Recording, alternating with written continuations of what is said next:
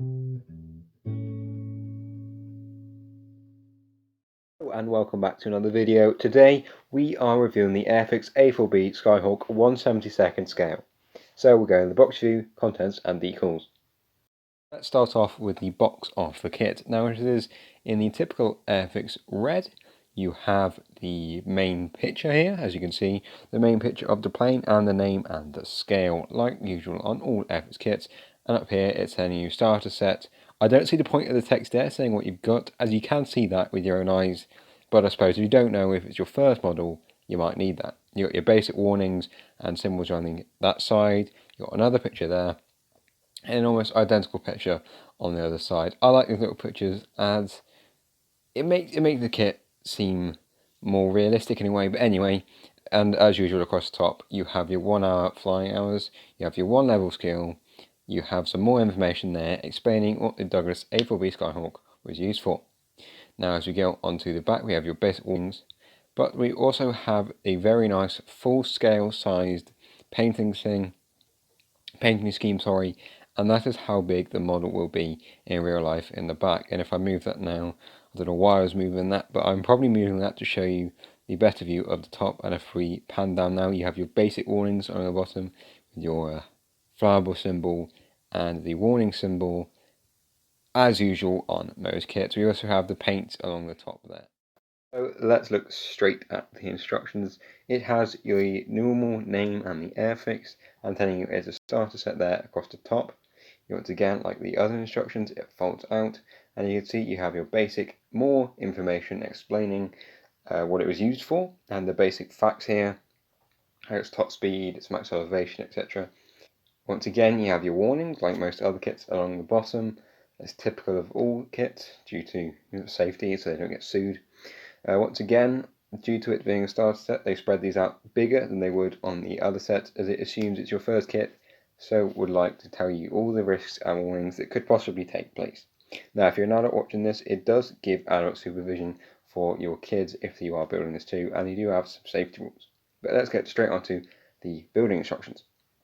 So, due to it being a starter set, they are quite simple. As you can see, the pieces, there aren't many of them in this kit, and well, that's partly due to being a jet, but yeah, the steps are quite simple as it is level 1, so it should be easy for beginner modelers.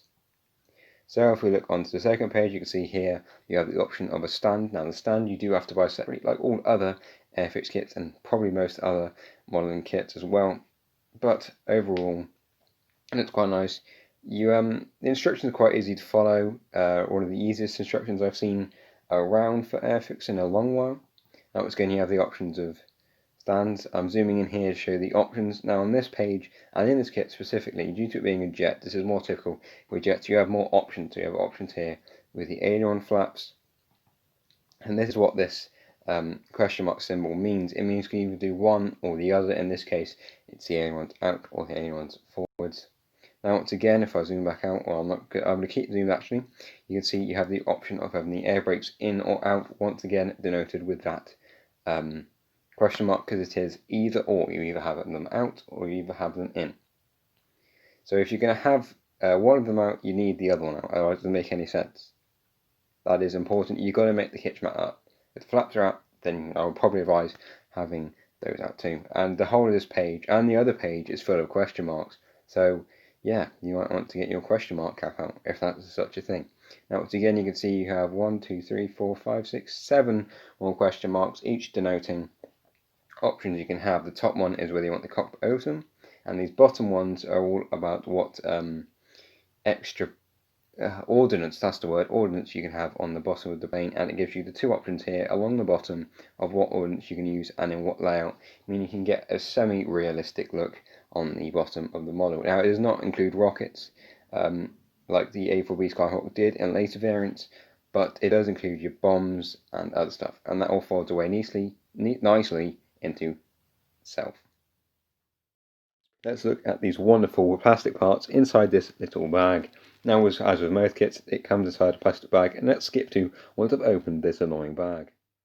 So as you can see, the kit comes with 3 grey plastic spruces, and we have one also baggaged inside the bag, clear spruce.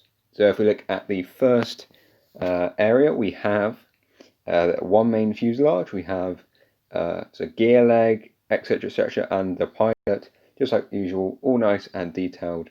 Although this is a starter kit, so don't expect highly detailed, but it does the job. Now, if you go on to the next one, we have the other side of the fuselage. We have some more finicky details, and this is more the engine parts here, and the smaller details. It's still equally detailed, but pretty good.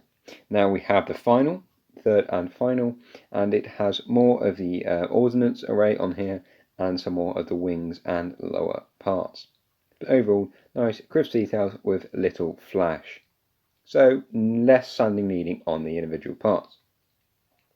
So we talked about that. So let's go on straight onto the decals, or decals. I'm going to call them decals. So the decals, as you can see, you have nice and crisp ones. They are the new Airfix ones, and the Airfix ones do look pretty nice. I've had no issues with them, as you can see, pretty crisp.